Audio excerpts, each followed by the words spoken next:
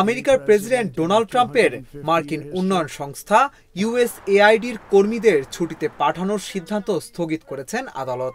American foreign service association ও federation on government এমপ্লয়িজের জরুরি আবেদনে এই সিদ্ধান্ত নেওয়া হয়। ভারতীয় সংবাদ মাধ্যম এনডিটিভির প্রতিবেদনে এ তথ্য জানানো হয়।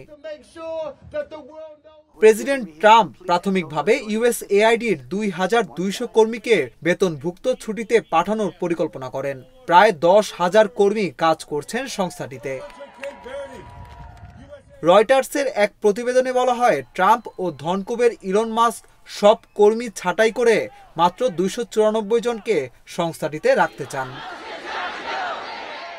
মামলা দায়ের করা ইউনিয়ন দুটির অভিযোগ, মার্কিন সংবিধান এবং ফেডারেল আইন লঙ্ঘন করছেন ট্রাম্প।